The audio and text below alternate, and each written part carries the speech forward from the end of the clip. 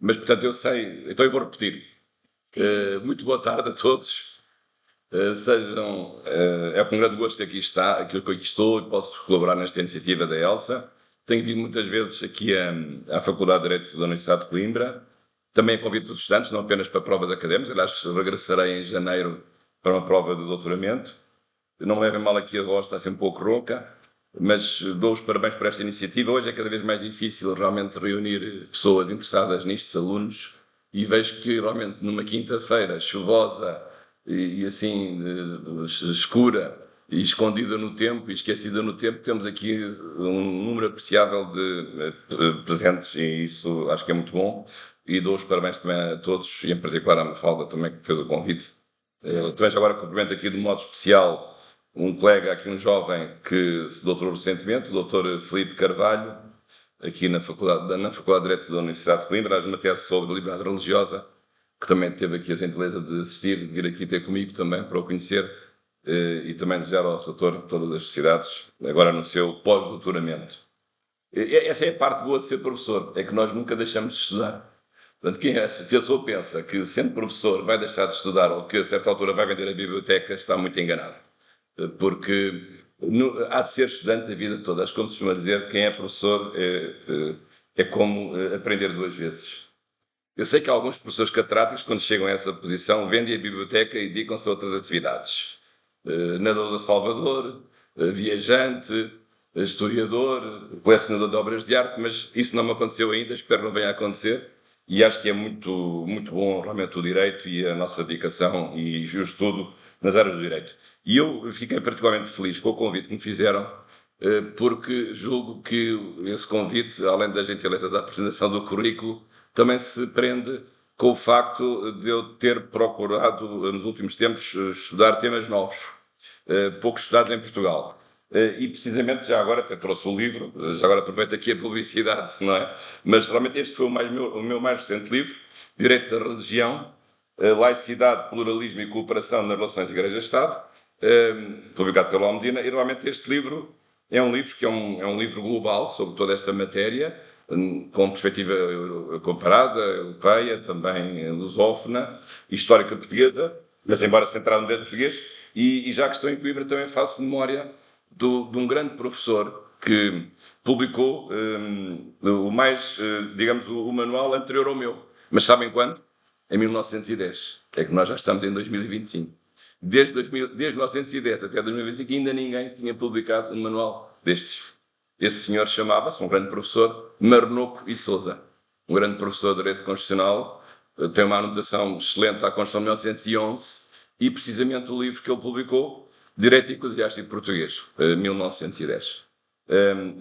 Portanto, é com orgulho também, já agora que falo disto, lembro-me agora disto, já que estou aqui em Coimbra, porque ele foi porque na altura só havia a Faculdade de Direito de Coimbra, em 1910, porque a segunda Faculdade de Direito do país foi criada em 1913, em Lisboa, porque na altura, no século XIX, a faculdade era só a Faculdade de Letras, e depois a parte da Faculdade de Direito Canónico, mas depois separou-se o Direito Canónico, que deu origem, por um lado, ao Direito Civil, não é? E, por outro lado, à questão, à faculdade, digamos, de teologia, separando as realidades do direito civil das realidades, digamos assim, religiosas. Bom, mas agora isso não interessa, embora isso seja, digamos, faça parte um pouco da ciência do direito religioso, digamos, no século XIX, e penso que é interessante nós podermos aqui discutir sobre alguns assuntos. Já agora, em relação ao nome desta disciplina, que infelizmente não é ensinada com autonomia nas faculdades de Direito, não é, mas devia ser.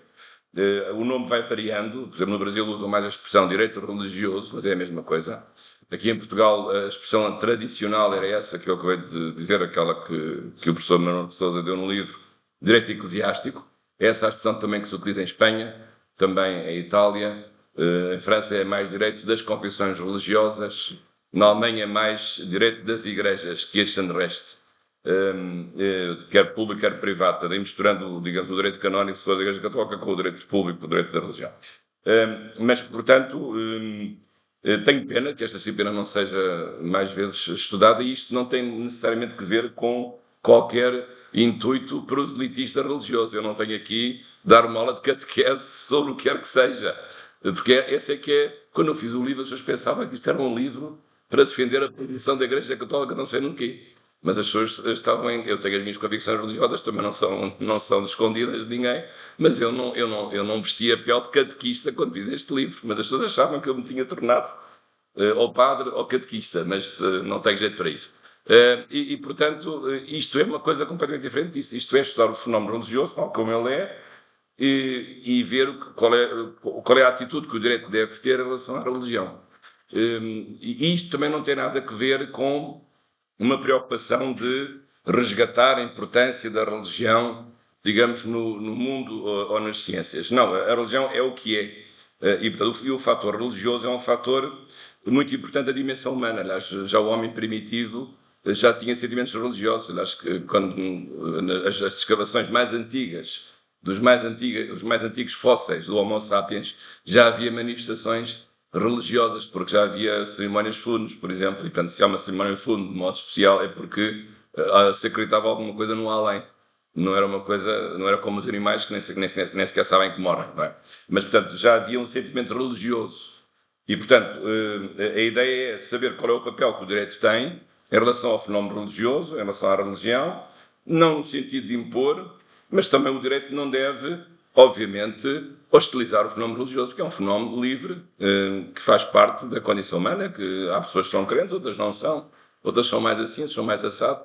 Isso faz parte da liberdade individual de cada um. Agora, é verdade que nos tempos, porque é que, entretanto, o direito da religião, o direito eclesiástico tem vindo a ser pouco estudado? Talvez agora há um regresso, como sabem, há um certo regresso do religioso, num certo sentido. Digamos, nós neste momento, do ponto de vista sociológico, na Europa e no mundo, há duas correntes contraditórias. Há, por um lado, uma secularização da sociedade, uma laicização social acelerada. As igrejas estão cada vez mais vazias, e não é só no catolicismo, é também nas igrejas protestantes. Talvez menos as islâmicas, nesse aspecto, que não são as mesquitas, não são igrejas. Isso por um lado, digamos assim, como digamos, esse fenómeno. Por outro lado também, isso, claro, leva a que, do ponto de vista científico e jurídico, esse fenómeno não seja estudado. Mas, por outro lado, também há, digamos, o regresso ao religioso, certos grupos religiosos novos, ou ortodoxos ou heterodoxos, tanto faz, mas há, digamos, novas manifestações religiosas de maior intensidade. De certos grupos, têm aparecido, não vou agora falar de nenhum em particular, ou, por um lado, de uma ortodoxia religiosa que está a regressar, que não tem nada a ver com o próprio conservadorismo, mas há o regresso religioso de certos grupos sociais, mas também há o regresso religioso de uma maneira muito diferente daquela que era a religião tradicional. E, enfim, agora aqui tomo por comparação o cristianismo no seu conjunto, que são a chamada Nova Era, em que há, digamos, um sincretismo religioso, em que as pessoas entendem o fenómeno religioso não já como uma religião oficial, ou do livro, ou do catálogo, mas fazem elas próprias uma combinação daquilo que querem e que entendem ser a religião. E vão buscar os valores um pouco ali ao hinduísmo, depois um bocadinho ao budismo, e depois um bocadinho ao animismo, e fazem, digamos, eles próprios a sua receita, e fazem adesão à sua própria religião. Estão no seu direito, não estou aqui, enfim, pode ser que esteja a ridicularizar, mas não estou. Mas essa é a verdade da nova era, da New Age. Há, neste momento, essa é uma tendência forte em certos grupos sociais. Mas, portanto, essa é a primeira coisa. A ideia que muitas vezes se difunde de que a religião está a morrer, isso não é verdade. Bem, eu penso que é muito difícil não há propriamente um mecanismo para medir os sentimentos religiosos. Não há propriamente, digamos, um religiómetro para medir qual é, digamos, a intensidade do fenómeno religioso ou a crença religiosa das pessoas. Mas, aparentemente, há de facto um desinteresse pelo fenómeno religioso, pelo menos numa visão mais pública, mas há sinais que contrariam essa tendência de secularização e essa tendência de maior descrença no fenómeno religioso. Mas isso não interessa. Aqui o direito tem que enfrentar a realidade tal como ela existe, ou em geral, ou em particular, perante um país em concreto. Claro que depois há muitas teorias sobre o que é uma religião. Isso é um assunto, digamos assim, eu diria, digamos, insolúvel, sobre o que é uma religião. Há muitas teorias sobre isso. Há 3 grandes grupos de definição do que é a religião. O Sr. Professor certamente passou por esse problema na definição, na sua tese, ultimamente, do que é a religião. Isso também me deu muitas dores de cabeça quando fiz este livro. Talvez tenha sido a parte mais difícil deste livro, foi essa. de tentar perceber o que é uma religião. De facto, é uma coisa mais difícil do que parece. Mas agora não vou falar sobre isso. Mas porquê é que é importante definir a religião? Por uma razão muito simples, porque se há um direito que estabelece direitos e deveres sobre quem tem sentimentos religiosos, nós temos que saber o que são os sentimentos religiosos.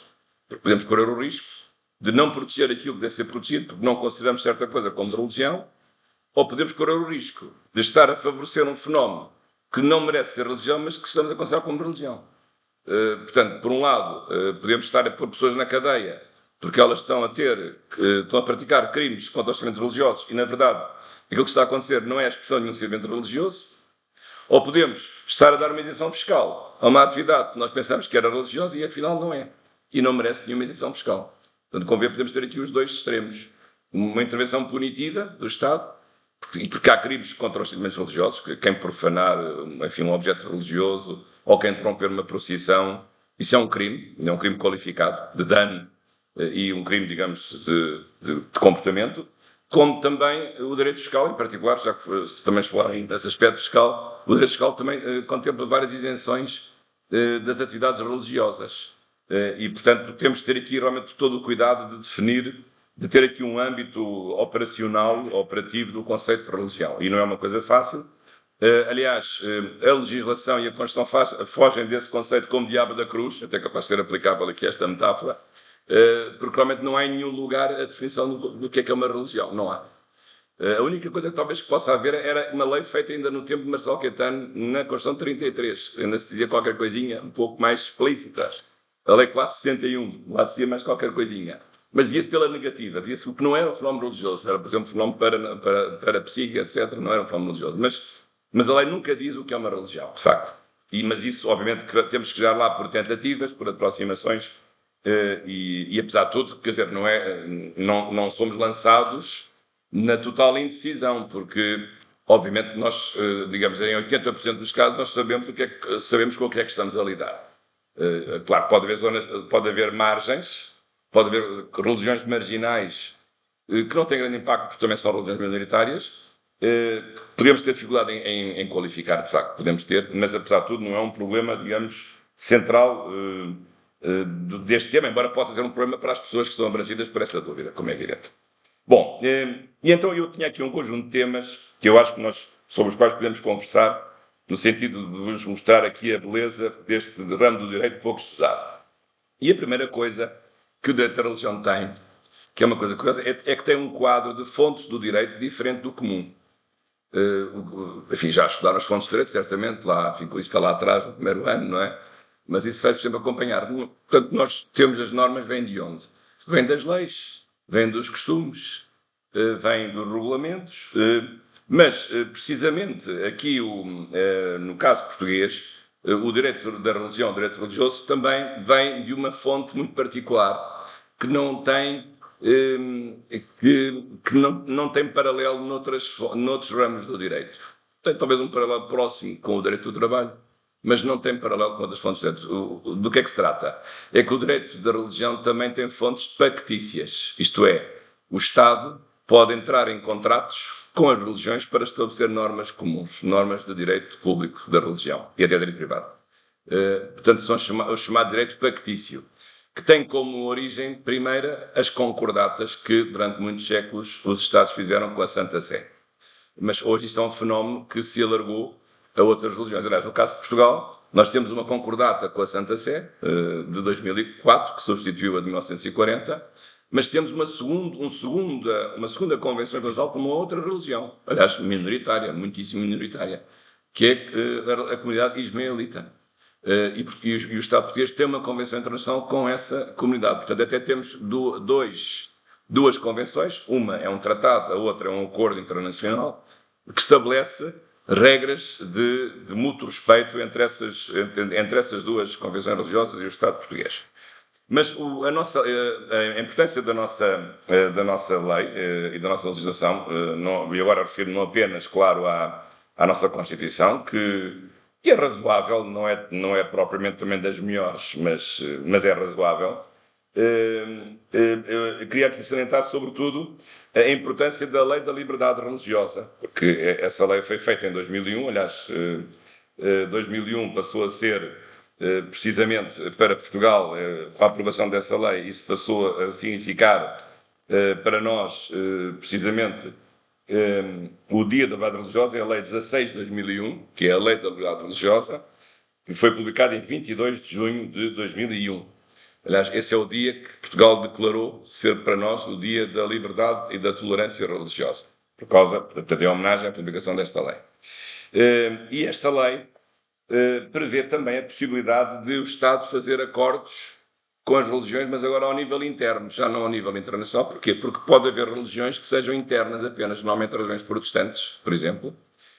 Todas as várias vagas de protestantismo são sempre religiões locais, não são religiões universais. O catolicismo, por definição, é universal.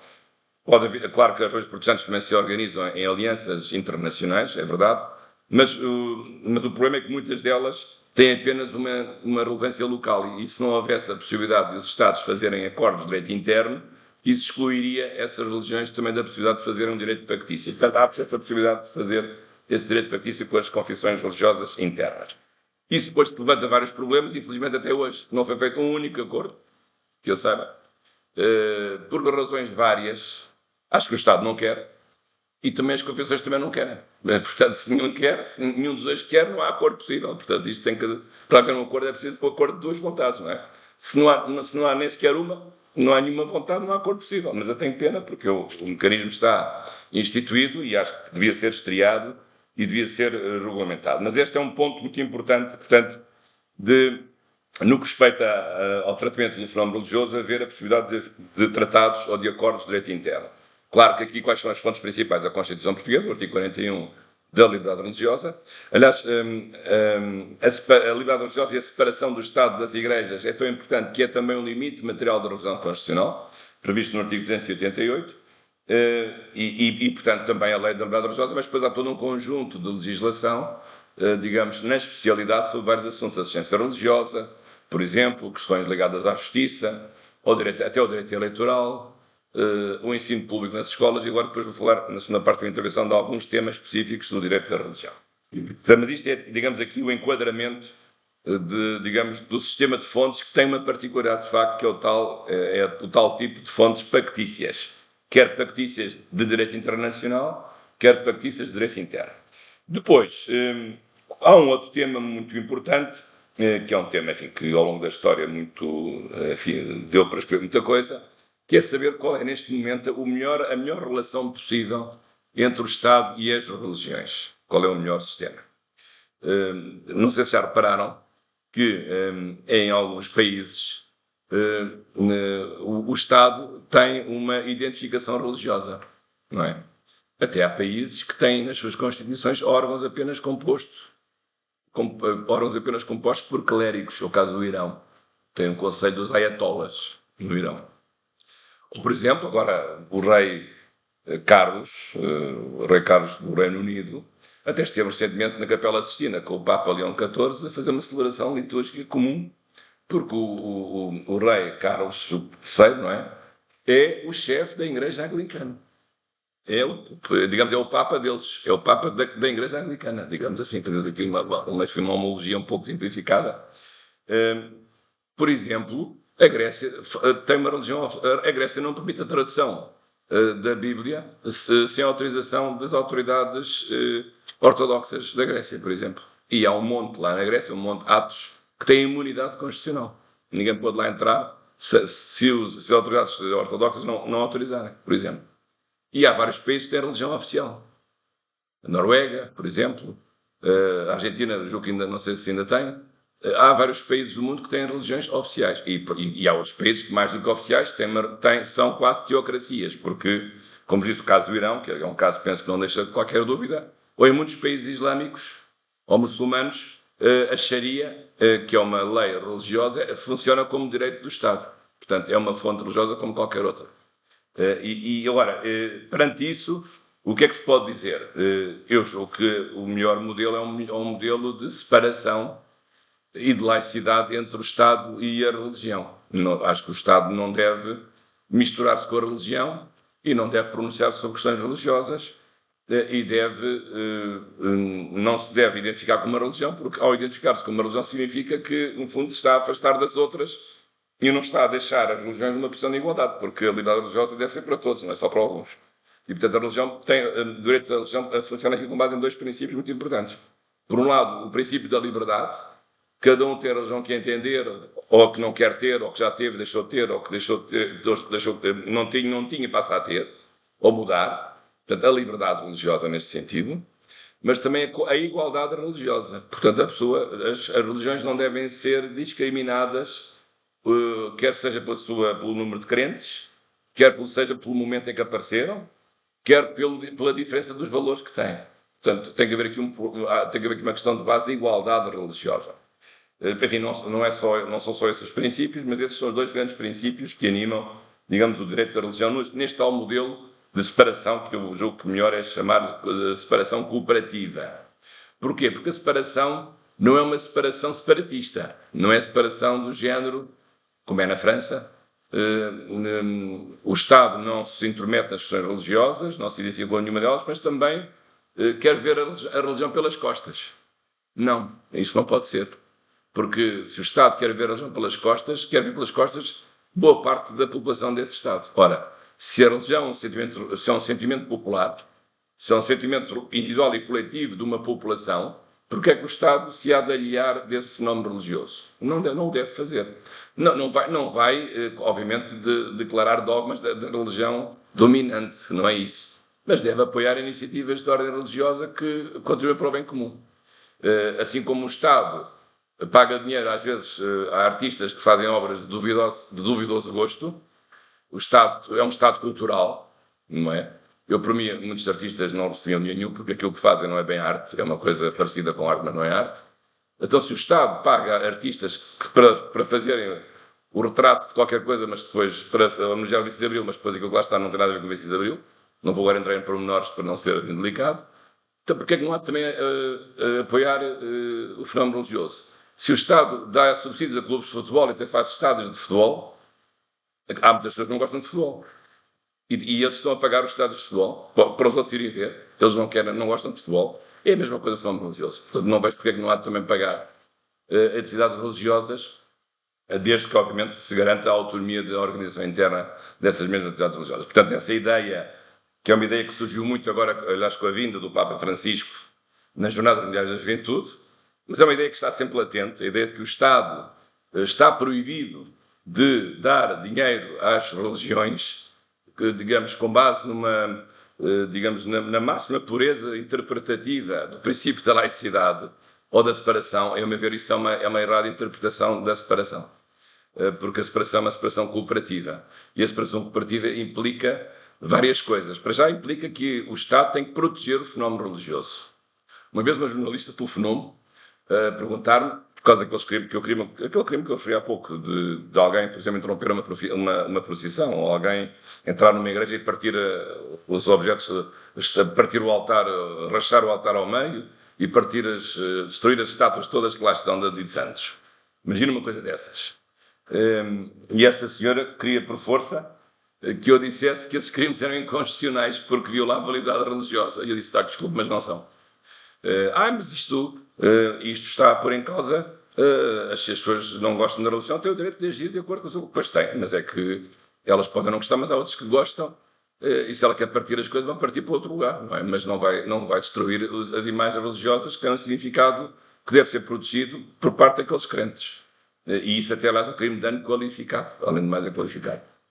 E, portanto, pode haver... Portanto, o direito penal pode intervir para sustentar a proteção dos crimes religiosos. Não é só proteger, são casos, aliás, as penas são baixas, não é só proteger nesse sentido, não é só proteger penalmente, é proteger também juridicamente, ou seja, reconhecer que as religiões possam entrar no tráfico jurídico, possam constituir associações, possam constituir fundações. Normalmente as congregações religiosas organizam-se como?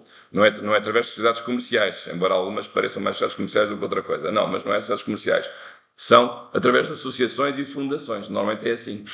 Ou então tem uma terminologia própria. No caso da Igreja Católica, as pessoas coletivas canónicas têm uma designação própria. porque isso é imposto pela concordata, também é discutível. Mas, portanto, o Estado também tem que garantir um estatuto, tem que proteger um estatuto das próprias confissões religiosas que se organizam em estruturas com personalidade jurídica coletiva. Portanto, agora, o próprio facto de haver pessoas coletivas religiosas, para essas pessoas que acham que o Estado não pode dar nenhum dinheiro às confissões religiosas, isso também seria proibido. Porque o Estado já estaria a interferir na esfera religiosa porque lhe está a dar personalidade jurídica. Mas isto é completamente absurdo. Então, se certas pessoas querem levar o princípio até ao fim, então tirem as consequências, que é dizer também que não pode haver pessoas coletivas religiosas. Mas eles não fazem isso. Portanto, estão mais focados na questão, digamos, do dinheiro que é dado às convenções religiosas. Aliás, houve um livro que saiu recentemente, aliás, até um pouco antes de eu ter feito este livro, e não vou agora dizer o autor, mas está aqui uma passagem. Mas esse autor realmente tem uma concepção absolutamente mirabolante da laicidade fantasiosa, que ele dizia, a certa altura, que o Presidente da Assembleia da República, há uns anos, fez um discurso, na altura do 25 de Abril, e invocou nesse discurso uma frase do Antigo Testamento, do livro do Eclesiastes. E então esse senhor, que fez um livro sobre a separação do Estado das Igrejas, disse que esse discurso era inconstitucional, porque o Presidente da Assembleia da República não podia referir-se num discurso a qualquer realidade religiosa. Naquele caso, ainda era o Antigo Testamento, não era grande coisa. Mas pronto, mas nem sequer, coitado do homem, nem sequer podia falar num livro religioso. Que era uma frase absolutamente inócua. Aquelas frases bonitas que nós pomos nos discursos, era sempre bonito. Mas pronto, mas coitado do homem, nem sequer podia fazer isto. Esta pessoa via a laicidade assim. Acho que isto é uma maneira completamente distorcida e perigosíssima e totalitária de ver a laicidade. Essa é que é a verdade. Portanto, a laicidade, claro que tem que existir, mas é uma laicidade cooperativa. Claro que depois aí podemos ter vários problemas. Qual é o argumento que alguns desses autores, esse e outro, aliás, outro que é aqui, antigo professor da Faculdade de Direito de Coimbra, já agora também não vou dizer o nome, aliás, pessoa que eu respeito, como é óbvio, qual é o argumento que eles usam? A Constituição fala na separação, mas nunca fala na cooperação. É esse o argumento. Porque o princípio da cooperação está na lei da liberdade religiosa, não está na Constituição. Mas, a meu ver, uma coisa não tem nada a ver com a outra. Ou seja, o facto de não estar na Constituição não quer dizer que não seja também um princípio subjacente à Constituição. Aliás, os princípios constitucionais, como sabemos, eles não são todos visíveis. Eles são, às vezes, como os anjos. Os anjos existem, mas nós não os vemos. Ou, às vezes vemos, se for um anjo mau, é que é mau vermos, não é? Se fosse um anjo bom, ainda vá que não vá. Mas os princípios existem. Aliás, qual é o grande princípio invisível que já deitou muitas leis abaixo? Olha, a professora que me antecedeu até falou, não? É o princípio da certeza jurídica. É o princípio da proteção da confiança. Há alguma norma, há alguma frase, há algum artigo na Constituição que fale disso? Não. É um princípio inerente e implícito ao Estado de Direito, no artigo 2º. Mas os princípios não têm que estar declarados na Constituição, não têm que estar lá expressamente. Podem ser deduzidos de outros princípios. Ou podem ser reconhecidos implicitamente. E, portanto, um deles, obviamente, se o Estado garante a liberdade religiosa, tem que garantir a proteção das religiões. E garantir a proteção é uma forma de cooperação. Já está adiantado o serviço. Agora, se é depois... Agora, qual é o problema? Mas vai cooperar como? Vai medir o número de fiéis de cada religião e vai dar... De 100 vai dar às confissões conforme o número de fiéis que tem? É um princípio possível. É uma coisa mais ou menos objetiva. Mas às vezes não é assim. Porque normalmente as confissões maioritárias têm muito mais atividades do que as confissões minoritárias por força das circunstâncias óbvias. Mas, aliás, a lei da religiosa até fala sobre isso. Eu penso que aí tem que haver aqui um equilíbrio. Por um lado, acho que há um princípio de representatividade proporcional, mas as confissões têm que ter um mínimo de subsistência vital. Não pode, digamos, por mais pequenas que sejam, não podem ser tratadas como as migalhas, como os tostões que não servem para nada. Tem que ter, digamos, um mínimo de proteção legal e um mínimo, provavelmente, também de apoio financeiro, se for o caso. Mas, portanto, é assim que estas coisas se colocam neste princípio, neste modelo de separação cooperativa. Porquê é que eu também falo disto? Porque, na verdade, hoje ainda há países que não adotam este modelo, porque adotam modelos que são modelos antigos. Como sabem, houve modelos de fusão entre o fenómeno político e o fenómeno religioso, o cesaropapismo, ou a teocracia. Modelos de identificação, o regalismo, por exemplo, digamos, o confessionalismo, o facto do Estado se declarar uma religião oficial e, portanto, pode haver uma identificação quer com o predomínio do fenómeno político, quer com o predomínio do fenómeno religioso. E, portanto, ao longo do tempo nós fomos experimentando vários modelos, mas agora acho, a meu ver, penso que se generalizou o modelo da laicidade cooperativa, que eu penso que é o melhor modelo para encarar, porque é um modelo que no fundo consegue várias coisas ao mesmo tempo. Garante a liberdade religiosa, garante a igualdade religiosa e garante também a proteção das próprias diversas religiões. Portanto, isto no que respeita aos modelos. Mas eu agora também gostava de falar um pouco, como o tempo vai avançando, digamos assim, em alguns casos difíceis. Vamos agora aos assuntos mais difíceis. Já que já percebi que isto é um colóquio para os casos difíceis, para as questões fraturantes, não vou partir aqui em nada, acho que eu não vou fraturar nenhuma mesa, espero eu, mas vamos falar lá dos assuntos fraturantes do direito e religião. Isso é que interessa. Interessa de uma forma mais imediata, não é? Vamos lá ver. Bem, vamos começar pela a famosa lei da burca. Bem, que ainda não está aprovada em definitivo, portanto, foi aprovada na generalidade, ainda tem que ser aprovada na especialidade. Como sabem, o processo legislativo tem 3 votações: votação na generalidade, votação na especialidade, votação final global, e depois da promulgação presidencial e a publicação e a entrada em vigor. Bem, muito já se tem falado sobre isso. Penso que as pessoas que têm falado, a maior parte delas ainda não leu a lei, ou ainda não leu, digamos, o decreto. Agora já não é um projeto, agora já é um decreto. Acho que é melhor ler o decreto, para começar. E de facto, há questões complexas. Eu não digo que a questão seja, digamos, fácil.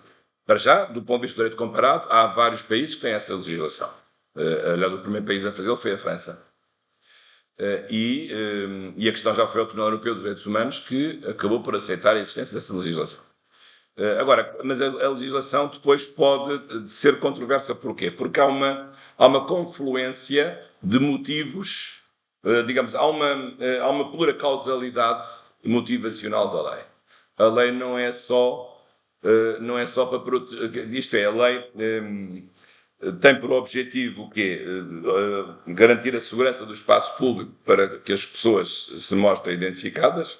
Imagina, por exemplo, hoje, como sabem, nas grandes cidades, isso está provado empiricamente, quando há câmaras de vigilância, a criminalidade desce consideravelmente. Basta ver o caso do Rio de Janeiro, em Copacabana, quando se instalaram câmaras de segurança, a criminalidade baixou consideravelmente. E assim tem sucedido nas grandes cidades europeias. Nas grandes centros urbanos, isto está tudo com videovigilância.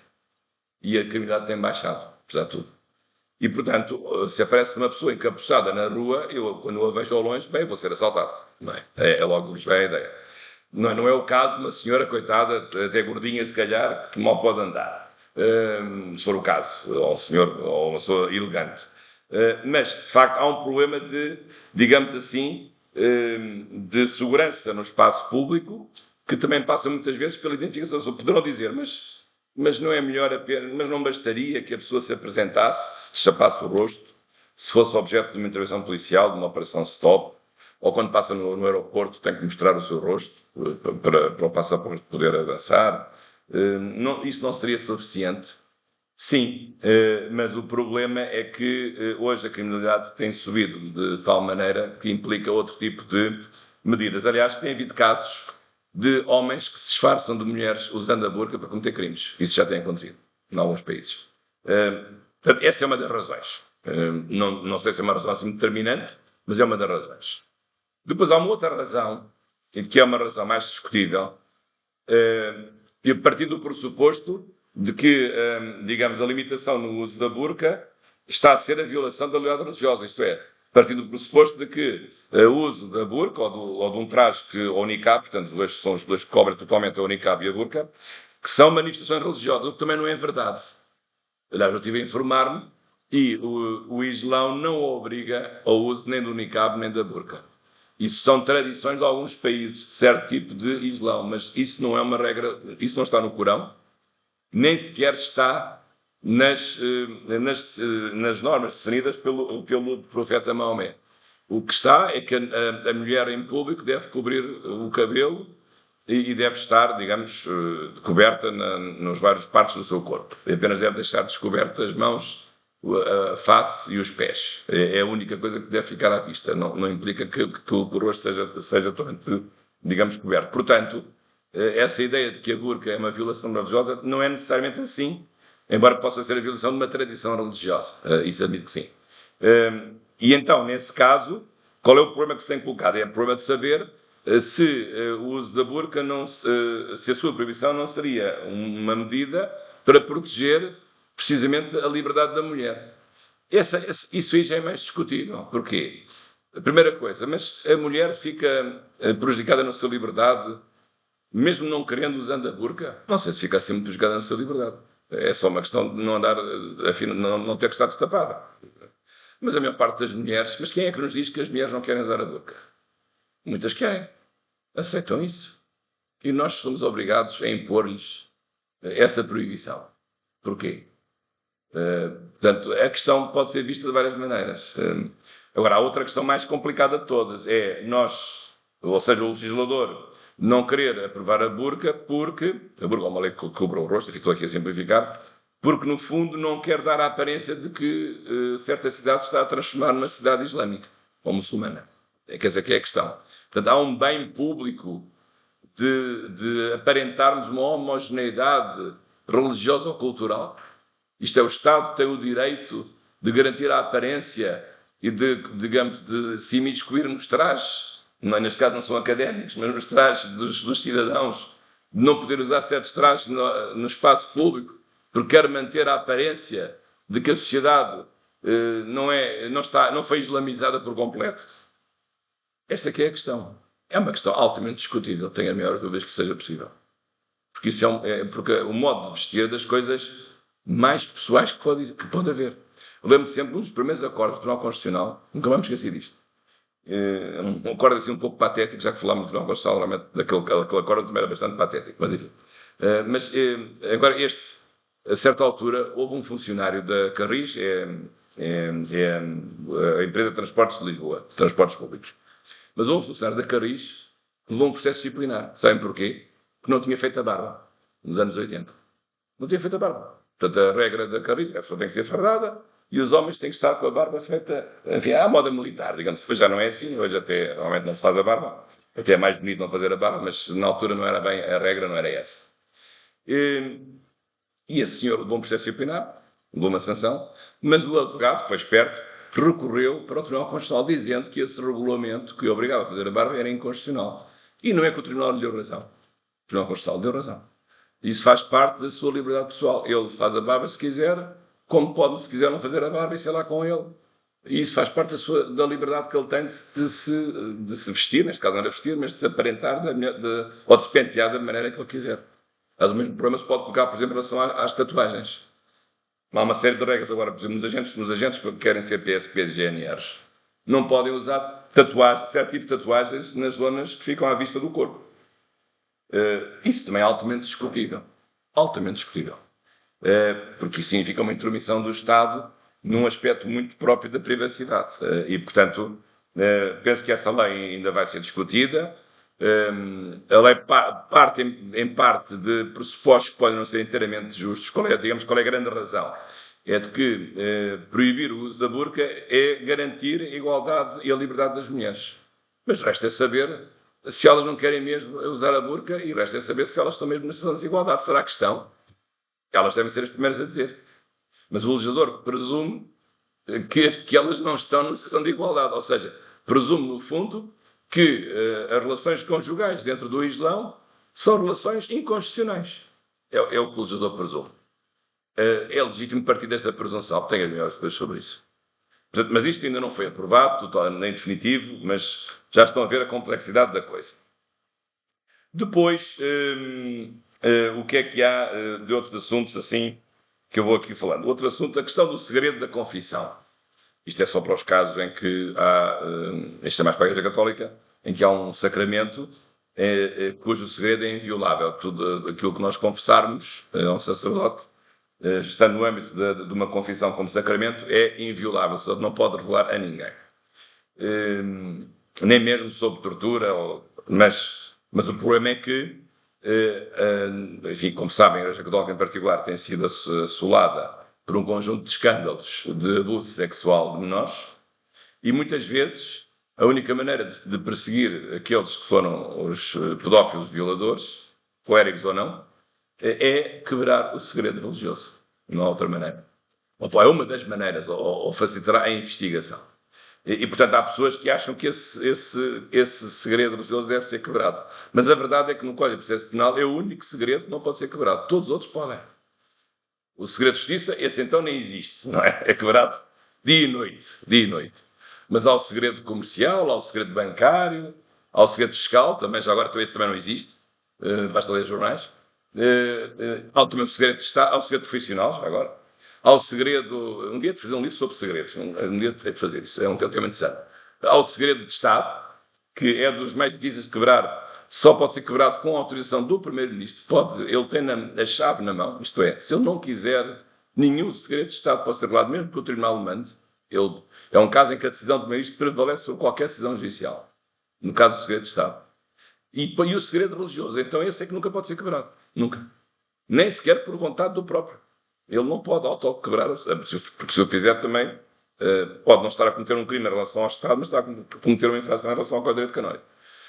E, portanto, tem havido em vários países tentativas de modificar a lei e para permitir essa quebra. Acho isso altamente duvidoso, seja possível, porque também não sei se é assim tão imprescindível essa quebra para procurar a verdade. Admito que sim, em algum caso, mas não podemos ter tudo ao mesmo tempo. Não podemos ter o sol na ilha e chuva no naval, não é? Mas, porque realmente os estragos que seriam causados, digamos, ao sacramento da confissão, se houvesse a possibilidade de o quebrar no seu segredo, seriam muito maiores do que os danos que ficam por causa disso, apesar de tudo, deixarmos de condenar pessoas que deviam ser condenadas, se essa for a única forma de condenar, e muitas vezes nem sequer é propriamente totalmente efetiva. Porque também a pessoa que está a revelar o seu conhecimento também pode mentir. É uma prova testemunhal como outra qualquer.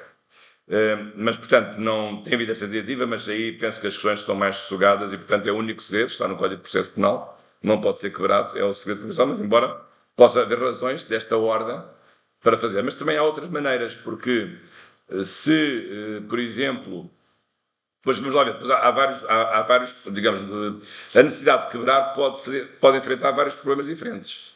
Pode, por exemplo, imaginem que há alguém que é condenado a 20 anos de prisão. O sacerdote sabe que a pessoa que está a ser condenada é inocente. Ele pode fazer constar essa verdade sem quebrar o segredo sem quebrar o segredo de confissão. Pode dizer, eu sei que essa pessoa não é culpada. Sei. Mas com isso não está a revelar o segredo da confissão. Acho eu. Há quem diga que sim. Mas pronto, aí podemos ter uma decisão diferente. Como não tenho experiência no assunto, na administração do sacramento, mas pode, digamos, o sacerdote, mas tem que ser uma testemunha confiável, pode dizer, eu sei por segredo de confissão que não é aquela pessoa a que cometeu esse crime. E então o tribunal pode considerar esta testemunha qualificada e pode isentar de pena, pode absolver essa pessoa do crime.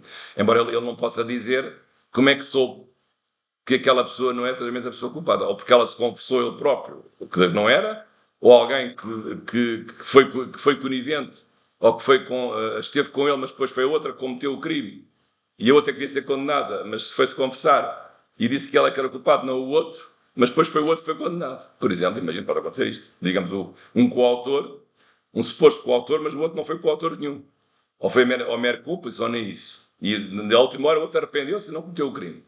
E essa pessoa que cometeu pode ter confessado que foi essa que cometeu o crime, mas essa não foi objeto de investigação. O outro é que apagou com as favas, não tendo qualquer culpa, mas em confissão o padre ficou a saber que afinal a pessoa que estava a ser condenada era a pessoa errada. Isto também já dava um filme, não é? Já dava um filme interessante.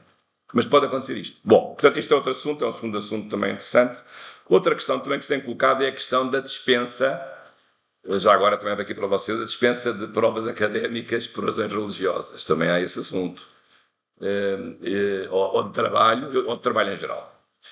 Sobre isso, há já alguma legislação, há vários casos sobre isso. Aliás, o caso mais conhecido é de uma magistrada do Ministério Público Adventista do Sétimo Dia, que não queria trabalhar ao sábado, porque nessa religião o sábado é que é o dia de descanso semanal e com implicações religiosas, e ela pediu sempre para não trabalhar ao sábado, foi-lhe sempre negado, na hierarquia do Ministério Público, incluindo o Conselho Superior do Ministério Público, até que ela recorreu, e depois penso que recorreu para o Tribunal Administrativo, neste caso, Supremo Tribunal Administrativo, mas recorreu ao Tribunal Constitucional e só o Tribunal Constitucional não é que lhe deu razão. Portanto, aquela decisão que há pouco do direito penal contrasta com esta boa decisão de ter sido o Tribunal Constitucional que lhe deu razão, porque prevalecia aqui um interesse religioso e como no fim de semana, por turnos, ela podia sempre aceitar o turno de domingo e não de sábado, porque era um regime de turnos e estava o problema resolvido. Portanto, só por má vontade é que não lhe deram essa possibilidade. Esse é um caso muito conhecido.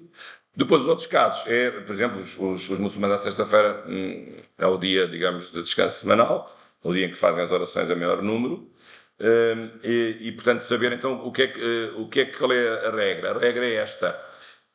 Em princípio, quem é o trabalhador por conta de outro pode ficar dispensado no dia de descanso semanal da sua religião. Portanto, o problema não se coloca em grande medida porque o domingo é para os cristãos e já é dia de descanso semanal, mas os muçulmanos é à sexta-feira e os judeus é ao sábado.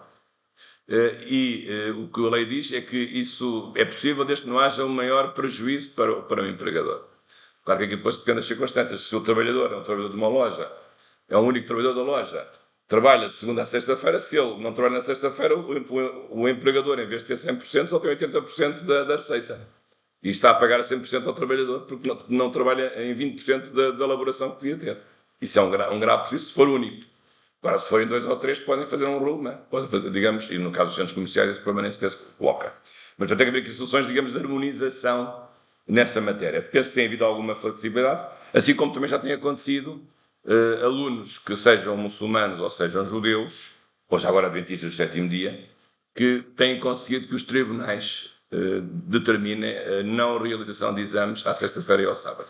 Aliás, hoje a tendência vai sendo no sentido de também as aulas, vamos lá chegar, mas sobretudo os exames não serem nem à sexta nem ao sábado, por razões de natureza religiosa. Ao domingo nunca serão, não é? Ao sábado também, hoje há pouco seremos ao sábado, são pouquíssimos, mas à sexta-feira também, porque no caso dos muçulmanos, a sexta-feira o sábado começa no pôr do sol de sexta-feira. Então, se for um exame noturno, já abrange o Shabat dos judeus. E, portanto, mas tem havido também decisões de tribunais administrativos reconhecendo a dispensa de estudantes para usar exames conforme a sua religião no dia de descanso semanal correspondente a essa mesma confissão religiosa.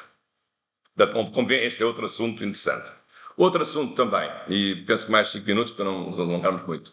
Outro assunto, a questão do casamento. Porquê? Porque neste momento em Portugal nós temos digamos, temos 2 casamentos e meio, digamos assim. É uma maneira assim engraçada de pôr a questão. Temos um casamento civil, não tem nada a saber, é um contrato, direito civil, pronto, está tudo bem. Quer uma com um, ou um com um, ou uma com uma, portanto, isso agora tanto faz, com a alteração de 2010. Isso é um casamento civil. Também temos um casamento canónico, que é regulado pelo Código de Direito Canónico da Igreja Católica, portanto, chamado matrimónio canónico, que é totalmente regulado pelo Código de Direito Canónico, mas depois esse ato tem efeitos civis como se fosse praticado ao obrigatório civil, mas o ato é um ato único, só religioso, mas tem eficácia civil, é transcrito para o registro civil. E depois temos uma novidade trazida pela lei da religiosa Lei 22 de 2001, a Lei 16 de 2001, que é o chamado casamento civil sob forma religiosa. Não é um casamento canónico. É uma terceira via, que é possível apenas nos casos em que a religião em causa admite os pressupostos do casamento civil. O que é que eu quero dizer com isto? Já tem que ser uma religião radicada, não é qualquer religião, tem que ser uma religião radicada, é uma religião que tem mais presença social em Portugal, há mais de 30 anos e que seja assim reconhecida, mas por outro lado que tenha digamos, um modelo social de casamento equivalente ao casamento civil português. Portanto, isso é possível hoje com os casamentos judaicos e protestantes, podem ser celebrados por um ministro do culto dessas religiões, mas o ato é um ato civil, não é bem igual ao casamento canónico, mas é parecido. Agora, já não é possível o casamento islâmico, a questão não é possível.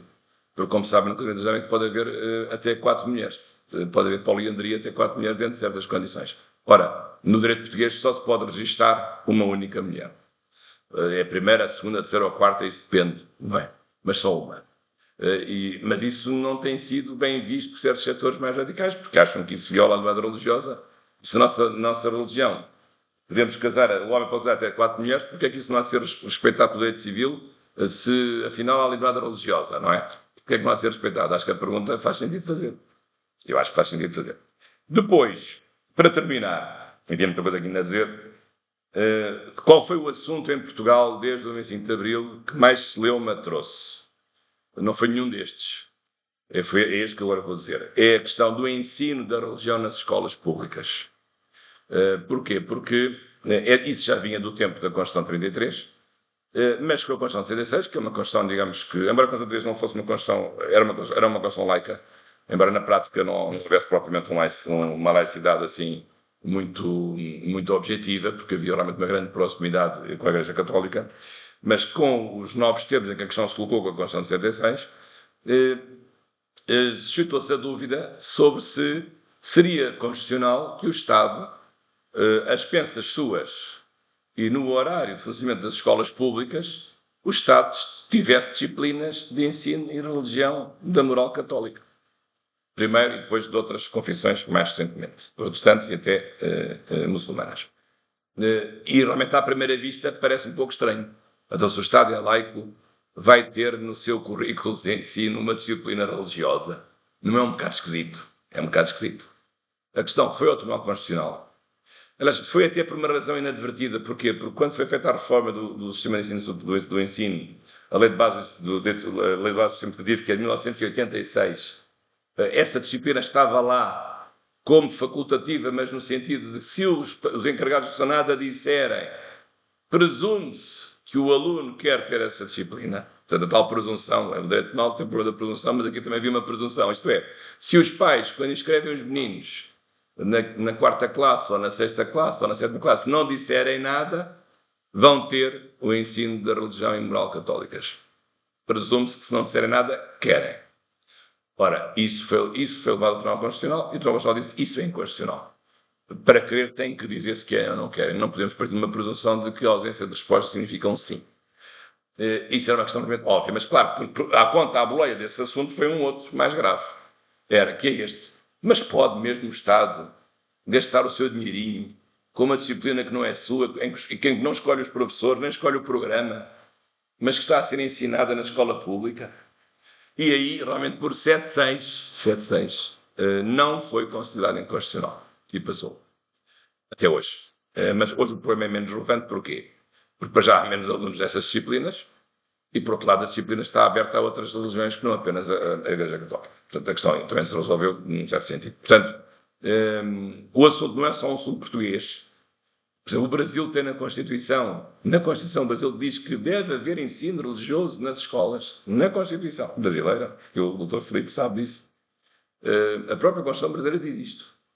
Portanto, a Constituição brasileira não deixa qualquer margem de dúvidas. Pode haver ensino religioso nas escolas públicas. Mas, claro, disciplina facultativa, mas depois não diz bem em que termos, se é um ensino apologético ou se é um ensino ascético. Mas tem que ser aberto a todas as religiões. Portanto, cada uma vai ter 5 minutos para explicar qual é que é a sua religião. Sei que vai ter difícil. Mas, pelo menos, há uma garantia, no caso do Brasil, de que pode haver ensino de religiões no ensino público. Garantia, nesse caso, enfim, com a autonomia das próprias religiões. Aliás, como sabem, o Brasil até tem uma expressão, o Brasil até tem a invocação de Deus no seu próprio preâmbulo. E tem uma coisa que eu nunca vi em Portugal, que é, já que agora se fala muito na justiça brasileira, que realmente não está assim a passar pelos seus melhores dias, não é? Sobretudo o Supremo Tribunal Federal, mas quem vai lá à sala do Supremo Tribunal, como eu já fui, tem lá um crucifixo, lá na parede. Como também tem a sala do Superior Tribunal de Justiça, também tem lá um crucifixo. Mas eu admiro-me como é que ainda ninguém no Brasil se lembrou de pedir, digamos, a retirada do crucifixo, porque isso é inconstitucional, viola o princípio da laicidade, acho que está na Constituição brasileira, não obstante o facto de se invocar Deus no seu preâmbulo, aliás, como a Alemanha também invoca, e haver outras manifestações de adesão a uma entidade de natureza religiosa. Mas, portanto, esta foi a questão, talvez a questão mais discutida de todas. A questão, enfim, tem sido mitigada um pouco porque tem havido uma adesão por parte das outras religiões para não ser apenas um privilégio, podia ocorrer esse risco da Igreja Católica, e depois a disciplina tem evoluído Normalmente, quando é um governo mais à esquerda, a disciplina vai para a 25ª hora. Quando é um governo mais à direita, a disciplina é colocada numa posição mais, digamos assim, aceitável, porque os alunos vão ficar até às 8 da noite para ter a disciplina às 8 da noite, ninguém fica. Não é? Para estar no horário normal, para não haver, para a disciplina não ser prejudicada pelo facto de ser facultativa. Portanto, esse é um assunto que tem. Já agora, para terminar mesmo, outro assunto também que em Portugal se discutiu nos últimos anos foi aquela disciplina famosa da educação para a cidadania, em que a certa altura alguns conteúdos eram altamente duvidosos. Mas aí não tanto por razões religiosas, embora também por razões religiosas, eram por razões de ideologia de género. Porque havia, digamos, uma intenção de quebrar no ensino dessa disciplina um princípio muito importante, que é o princípio da neutralidade do ensino público, quer em matéria religiosa, quer em matéria ideológica, quer em matéria filosófica. Claro que poderão dizer, então, mas se isso é assim, nunca podia haver ensino da religião nas escolas públicas. Então, se o ensino público é neutro, como é que se vai agora aceitar que o próprio ensino público ensine uma religião ou religiões nas escolas públicas? É verdade, mas na verdade a disciplina é facultativa e tem um enquadramento que acabou por ser depois confirmado pelo próprio Tribunal Constitucional em várias decisões. Mas depois há outras decisões, por exemplo, a questão de denominação de partidos, que uma vez uma decisão de um acordo no Tribunal Constitucional, havia um partido que tinha como símbolo um peixe, o ictus, que era o símbolo antigo dos cristãos primitivos. Se esse símbolo era um símbolo religioso, porque os partidos não podem ter símbolos religiosos, nem podem identificar-se com nenhuma religião. É outro assunto que também foi discutido no Tribunal Constitucional. Houve várias discussões, há vários acordos, mas não há assim muita coisa. Mas acho que é uma pena, porque há vários assuntos importantes. E já agora vou terminar com uma coisa que é semi-anedótica, que é a famosa história da religião do esparguete voador. Não sei se já ouviram falar. O que é essa religião? É uma religião um pouco, digamos, satírica, um pouco, totalmente satírica, inventada por norte-americano, que os seus crentes devem usar um esparguete na cabeça. E qual foi o problema que se colocou? É que um adepto dessa religião foi fazer o bilhete de identidade e tinha, tinha um escorredor de esparguete na cabeça, melhor dizendo, um escorregador de esparguete, um secador de esparguete na cabeça. E a senhora ficou muito perplexa, a senhora lá do registro civil, porque disse, olha, o senhor não pode tirar não pode tirar a fotografia porque aqui não pode ter chapéus, nem óculos de sol, tem que estar destapado e não pode ter nada na cabeça, nem pode ter bonés, nem pode ter burca, possivelmente, como é óbvio. E ele contestou essa decisão. Isso foi ao Conselho do Notariado Português, que é um órgão consultivo do registro e notariado, e decidiram, a meu ver bem, que essa religião do monstro, chama-se do monstro do esparguete voador, é assim que se chama a religião.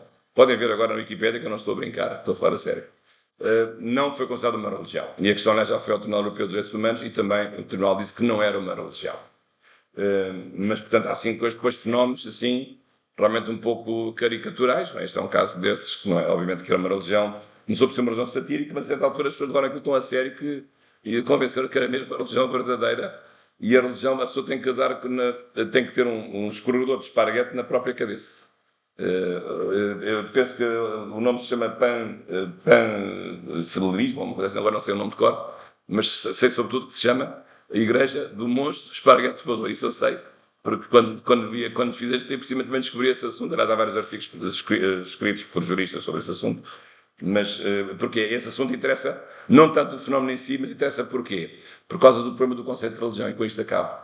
Porquê? Porque no fundo a religião, que corresponde a uma adesão a uma crença e a um dever ser, mas não pode implicar uma adesão caricatural, nem uma adesão que não seja existencial. Para ser uma religião, isso tem que ser um ato de adesão, mas que justifique a sua própria vida. E que não seja apenas nem um divertimento, nem uma sátira pessoal. Tem que ser, a pessoa tem que acreditar naquilo e acreditar como modo de justificação de vida. Tem que haver um envolvimento da própria vida da pessoa, uma correspondência a esses princípios que a deve orientar. Porque se não for isso, isso não é uma religião. Será um movimento intelectual, será uma crença de outro tipo não religiosa, será uma discussão metafísica, uma discussão teórica, mas não é uma religião. Ou será o humor, mas não é uma religião. A religião tem que implicar, digamos, uma adesão pessoal, uma adesão existencial a essa mesma crença, que seja, obviamente, da ordem do transcendente. Também é outra exigência importante para o conceito de religião. E, portanto, era isto que eu vos queria dizer, e agora estava à disposição para as vossas perguntas, e muito obrigado pela atenção. Me fala quer vir para aqui, ou vai perguntar. Não sei se há muitas perguntas que queiram fazer, admito que sim. Eu disse aqui tantas coisas. Alguém tem alguma pergunta? Para fazer alguma pergunta?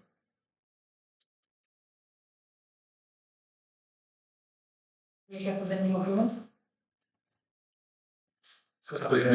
Sim. Dar mais um complemento, e claro, os comentários do Dr. Jorge Bacelar podem ser muito interessantes nessa